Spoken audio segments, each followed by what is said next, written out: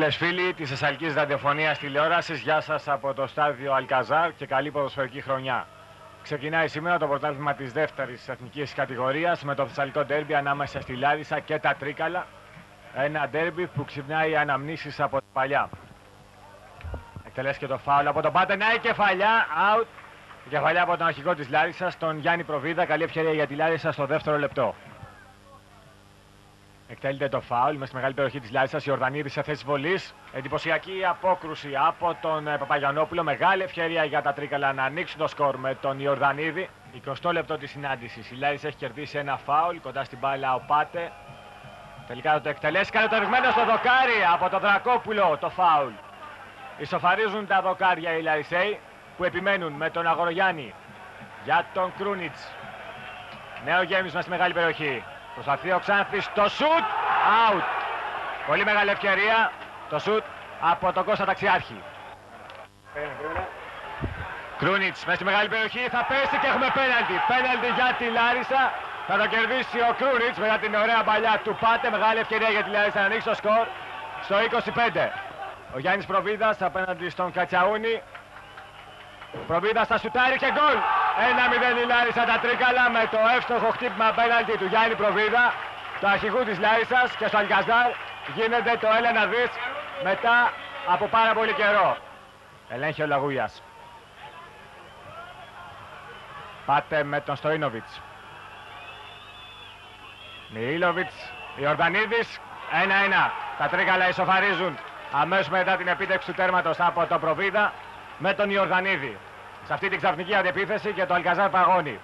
Ο Ιορδανίδης που πήρε αυτή την ωραία πάσα από το συμπαίκτη του, πήγε στη μεγάλη περιοχή, πλάσαρε. Αυτή τη φορά ο Παπαγιαννόπουλος δεν μπόρεσε να αποκρούσει.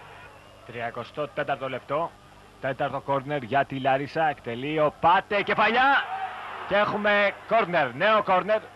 Μοναδική ευκαιρία για τη Λάρισα. Δρακόπουλος. Ωραία παλιά. Το σούτ από τον Προβίδα που βιάστηκε. Μπλόκαρε ο Κατσαούνης. Πάτε παλιά για τον Δρακόπουλο. Πήρε εντυπωσιακά την κεφαλιά ο Αγγελόπουλος. Επιμένουν οι Λαρισαίοι. Προβίδας άλλαξε. Να το σούτ. Και η μπάλα έφυγε λίγο out από το δεξί κάθετο δοκάρι του Κατσαούνη. Η πρώτη καλή ευκαιρία της Λάρισσας στο δεύτερο ημίχρονο. Αβραμούλης με τον Ντάμπιτς. Γρήγορος ο Ντάμπιτς, αν και έχει την μπάλα στην κατοχή του. Ωραία μπαλιά. Το σούτ. Out. Μεγάλη ευκαιρία για τα Τρίκαλα με το σουτ του Ζόραν Στοίνοβιτς να φεύγει πάνω από το ζώντο δοκάρι της αιστείας του Παπαγιαννόπουλου. Περιμένει ο Ντάμπιτς και ο Ιορδανίδης. Ντάμπιτς άνοιξε την μπάλα. Έγινε το γέμισμα. Επικίνδυνη στιγμή για τη Λάρισα. Να το σουτ. Out από τον Ιορδανίδη. Τσακμακίδης. Νέο γέμισμα και πάλι διώγνουν οι Τρικαλινοί. Έγινε το σουτ. Καλό σουτ, μπάλα out από τον Κατσάρα. Κρούνιτς. Φάουλ για τη Λάρισα, υποδεικνύει ο κύριος Νότας. Με δεύτερη κίτρινη κάρτα θα πάρει την άγουσα προς τα αποδυτήρια. Πρέπει να είναι ο Αγγελόπουλος, ο παίχτης που δέχτηκε τη δεύτερη κίτρινη κάρτα στο φάουλ του Κρούνιτς. Γίνεται το γέμισμα από τον Κατσάρα. Κρούνιτς θα κοπεί, θα διώξουν την Τρικαλινή. Ο διαιτητής κοιτάει το ρολόι του και αυτή τη στιγμή θα σφυρίξει τη λήξη του Θεσσαλικού ντέρμπι.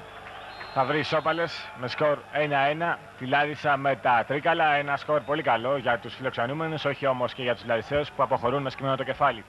Φίλες φίλοι της Θεσσαλικής Ραδιοφωνίας Τηλεόρασης, από το στάδιο Αλκαζάρ, από τον Αποστόλη Ψαρό που ήταν στην κάμερα και τον Γιώργο Ρούστα που ήταν στην περιγραφή, τις καλύτερες ευχές για ένα χαρούμενο βράδυ.